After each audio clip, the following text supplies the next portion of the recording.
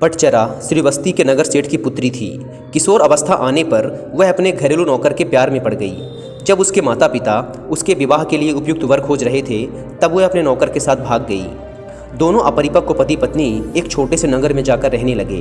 कुछ समय बाद जब पटचरा गर्भवती हो गई और स्वयं को अकेले पाकर उसका दिल घबराने लगा, तो उसने अपने पति से कहा, हम यहाँ अकेले रह रहे हैं, मैं गर्भवती हूँ और मुझे किसी की सहायता की आवश्यकता है। यदि आप आज्ञा दें तो मैं अपने माता पिता के घर चली जाऊँ। पति पटचरा को उसके मायके भेजना नहीं चाहता था, इसलिए उसने कोई बहाना बनाकर उसका जाना स्थगित कर दिया।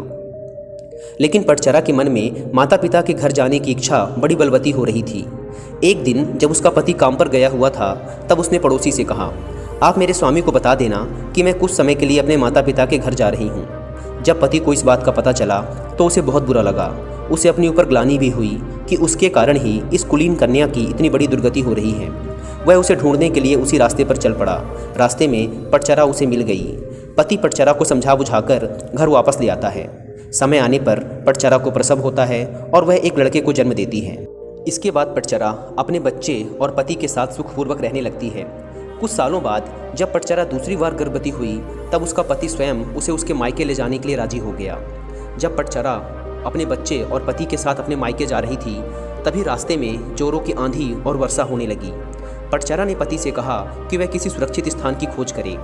पति झाड़ियों से होकर गुजर रहा था, तभी उसे एक विषैले सांप ने काट दिया और तत्काल वह मृत्यु को प्राप्त हो गया। पटचरा अपने पति की प्रतीक्षा कर रही थी और ऐसे में ही उसे प्रसव हो गया और उसने फिर एक बच्चे को जन्म दिया। थोड़ी शक्ति जुटाकर उसने दोनों बच्चों को साथ लिया और अपने पति को खोजने निकल पड़ी। जब उसे पति मृत मिला तो वह फूट फूट कर रोने लगी और खुद को कोसने लगी कि मेरे कारण ही मेरे पति की मृत्यु हो गई। अब अपने माता पिता के सिवा उसका कोई न था। वह उनके नगर की ओर बढ़ चली। रास्ते में नदी पड़ती थी।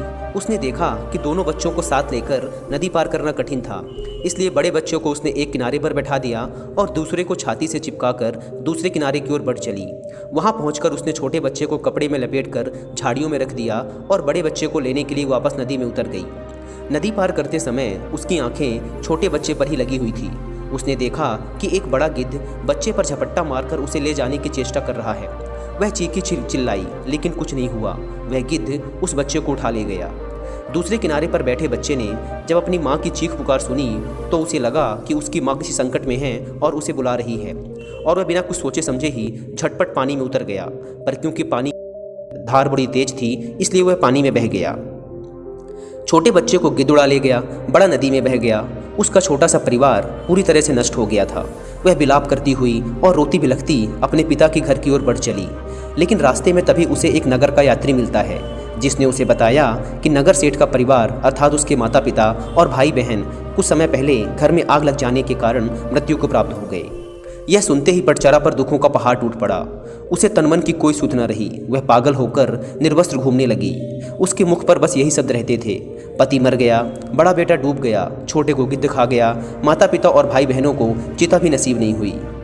ऐसे ही विलाप करती निर्वस्त्र घूमती फिरती पटचरा को सभी अपमानित करते और यहाँ से वहाँ दाग कर भगा देते। उन्हीं दिनों जेतवन में भगवान बुद्ध ठहरे हुए थे। एक दिन भगवान बुद्ध जेतवन में धर्मोपदेश दे रहे थे। पटचरा अनायास ही वहाँ उस दिन पहुँच गई। उपस्थित लोगों ने कहा, अरे यह तो पागल है, इस स्त्री को तो यह भी नहीं पता कि इसने कुछ पहन नहीं रखा। अरे भगाओ इस पागल और नग्न स्त्री को यहाँ से। बुद्ध ने उन सबको रोकते हुए कहा, इसे मत रोको, इसे मेरे पास आने दो। पटचरा जब बुद्ध के समीप आई तो बुद्ध ने उससे कहा, बेटी अपनी चेतना को संभाल। भगवान बुद्ध को अपने समक्ष पाकर पटचरा को कुछ होश आया और अपनी नग्नता का बोध हो आया। तभी वहाँ उपस्थित लोगों में से एक ने उसे चादर से ढक दिया और पटचरा वहीं बैठकर फूट फूट कर रोने लगी। उसने कहा, मेरे पति को सांप ने डस लिया और छोटे छोटे मेरे बच्चे मेरे आंखों के सामने ही मारे गए। मेरे माता पिता और भाई बहनों को चिता भी नसीब नहीं हुई। मेरा अब इस दुनिया में कोई नहीं है, मैं क्या करूं? बुद्ध ने उससे कहा, दुखी मत हो, अब तुम मेरे पास आ गई हो। जिन परिजनों की मृत्यु के लिए तुम आंसू बहा रही हो, ऐसे ही अनंत आंसू तुम जन्म जन्मांतरों से बहाती आ रही हो। उनसे भरने के लिए तो महासमुद्र भी छोटे पड़ जाएंगे। तेरी रक्षा कोई नहीं कर सकता। जब मृत्यु आती है तो कोई परिजन आदि काम नहीं आते। यह सुनकर पटचरा का दुख कुछ कम हुआ। उसने बुद्ध से साधना की अनुमति मांगी। बुद्ध ने उसे अपने संघ में शरण दे दी। धर्म के परम स्रोत के इतने समीप रहकर पटचरा का दुख धीरे धीरे जाता रहा। वह रोज ध्यान की साधना करने लगी और धीरे धीरे वह ध्यान की साधना में बहुत निपुण हो गई।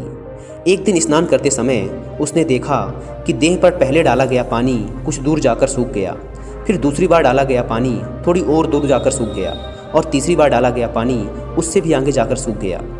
इस अत्यंत साधारण घटना में पटचरा को समाधि का सूत्र मिल गया। पहली बार उड़ेले गए पानी के समान कुछ जीव अल्पायु में ही मर जाते हैं। दूसरी बार उड़ेले गए पानी के समान कुछ जीव अपनी आधी आयु पूर्ण करते ही चले जाते हैं और तीसरी बार उड़ेले गए पानी के समान कुछ जीव अपना पूरा जीवन जीकर मरते हैं। लेकिन मरते सभी हैं, अमर कोई भी नहीं है, सभी अनित्य हैं। ऐसे में पटचरा को यह भान हुआ जैसे अनंत करुणावान प्रभु बुद्ध उससे कह रहे हैं, हाँ पटचरे, समस्त प्राणी मरण धर्मा है, इस दुनिया में कोई भी अमर नहीं है। एक दिन मैं भी अपना शरीर त्यागूंगा और एक दिन तू भी। इस प्रकार पटचरा उन बौद्ध साधिकाओं में गिनी गई जिनको बिना ज़्यादा प्रयास के ही एक ही जीवन काल में निर्वाण यानी कि मोक्ष की प्राप्ति हो गई।